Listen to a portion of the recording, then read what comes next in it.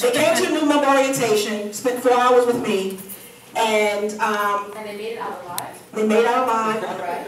I gave them the roadmap, what they need to do to get started with setting up their office, their business cards, their marketing materials, etc. They brought me the best cards that I've seen out of my new member orientation as of yet. And it was the next week when she had her one-on-one with me that she disclosed, I got my cards, I got my postcards, and she was so excited and she was ready to take action. That's why I needed to highlight this couple, because from new member orientation to the point they had their one-on-one consultation with me, they was ready to start their marketing, and now they actually have buyers looking from Canada to invest property with them. One of the criteria for being a member of Reia NYC is that you have to complete a transaction within your first year of membership. Otherwise, we do not renew your membership. But God, I guess the new member, you're expiring in 30 days, you're expiring, what's going on, whatever the case may be, then you expired. Okay? And then I guess he got the last one, did you forget? Whatever. And then he was like, I'm closing. And he closed on his property in Detroit.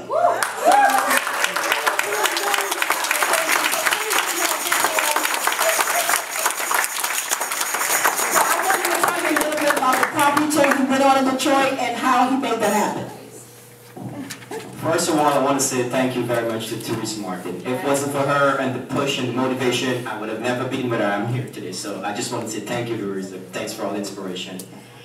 I joined Reia NYC last February, and I was very excited. I Googled Real Estate Investment Club. I found Reia NYC. I spoke to Teresa for about 35 minutes of her time. We talked, and she invited me to come to the club. And she didn't charge you? No, I was free. And I joined the club. I joined the first meeting. I ended up being a new member. I did a one-on-one orientation and everything with her. And I joined when I heard it was a property tour in Detroit in October. I jumped on board and I got on because of looking at Detroit way before that, like different areas. And I went. For 3 days we met with 2 different sets of realtors, 2 different sets of property management, and I think it was 3 different contractors. We had a full day property tour. We probably looked maybe like 10 or 12 houses, ins and out, the good ones, the bad ones, everything was there. And I was very happy with what I see, and I made contact with their agents, and I was emailing back and forth. In January I went back to do a final. I decided, well, I definitely want to do something, and I see a property that I liked. I put an offer in it when I went down, and I closed in last week Tuesday, and it's going to be fully renovated by the first week in April, and I'm having a tenant moving in the 1st of March. May. Wow.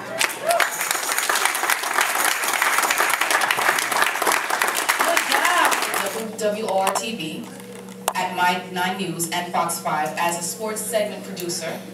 And lastly, he's now with Next Generation Services, and he works in their marketing department. So basically, he does a lot of these educational seminars to help, so speaking to people like you in the room, talking about retirement wealth building strategies. Now, just a personal bias.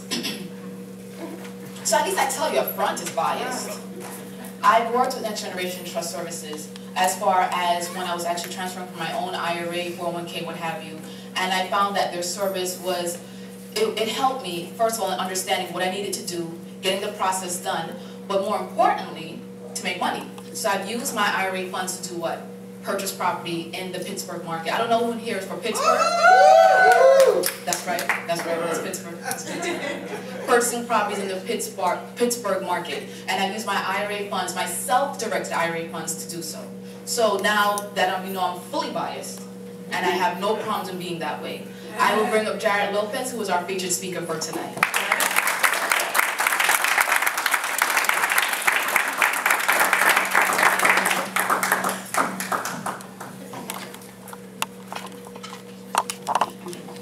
Thank you, Natasha. You're welcome, Jared. Glad it's all working out for you, by the way. It sure is. I like money.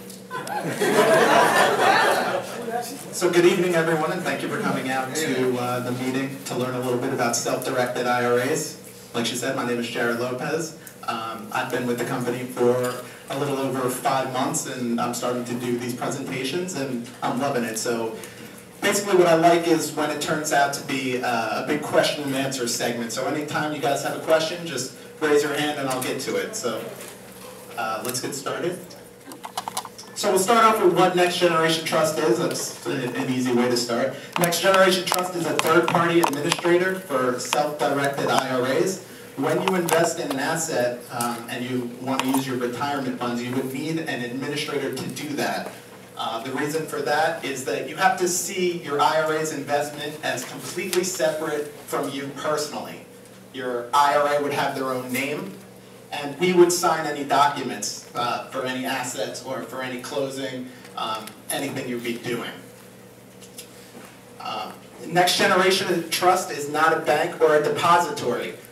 We do not hold funds, we do not hold precious metals. Actually, a funny story, somebody wanted to transfer some precious metals to us. They sent 3 big tanker trucks filled with silver eagles to us. We just said, just turn it around, we're not taking it. We don't have the storage facility to do that. And that guy didn't know that we're not a depository, so he needed to do a little more due diligence about us.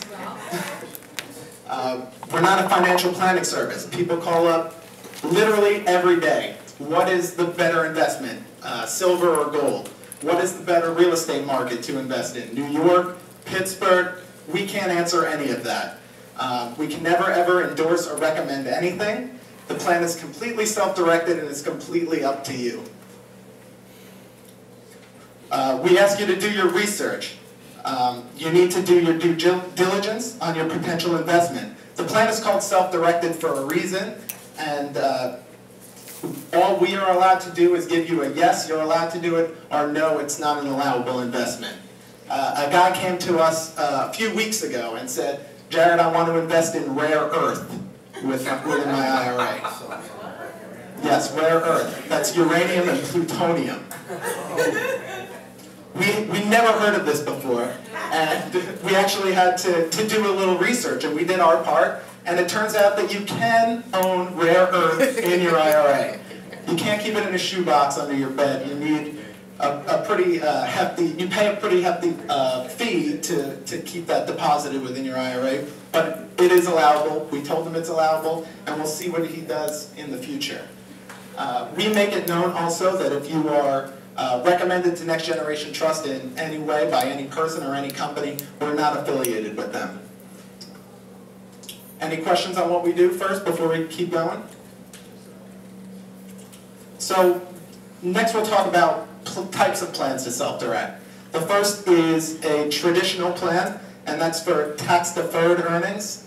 You write off the income that you put in right now, the contributions that you make, you write that off, but you pay taxes when you think you'll have, at retirement age, when you'll have a lower income level. The Roth IRA is when you pay the taxes now, but any earnings that you get on your asset will be completely tax-free, and that's our favorite phrase over at our company. It's tax-free, and you can do that with a Roth account and investing in real estate. A lot of people are doing that.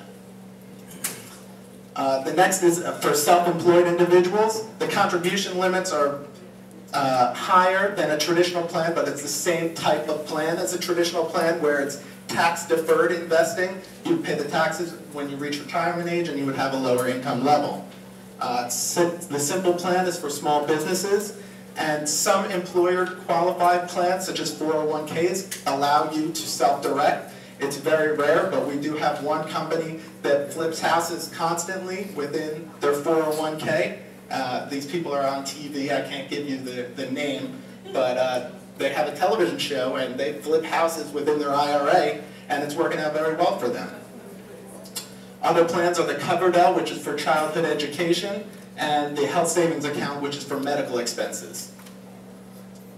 There are several ways that you can fund an account, a self-directed IRA account. The first is to make a contribution.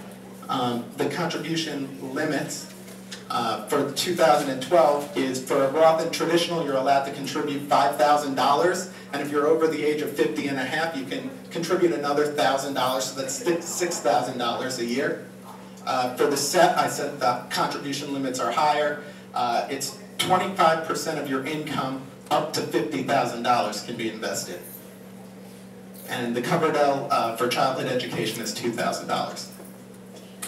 You could also transfer between like accounts. So if you have an IRA somewhere else and it's not making any money on the stock market, in fact it's losing money, you want to self-direct that, you can do that with a transfer.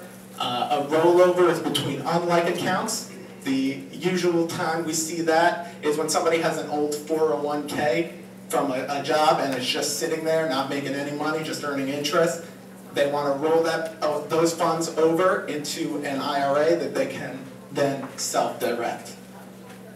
The conversion, a lot of people it's hard times on the economy now. A lot of people are making a lot less money than they usually do. They would rather pay the taxes now, and then all the earnings that they get from here on out would then be tax-free when they hit retirement age. That's called a conversion. Any other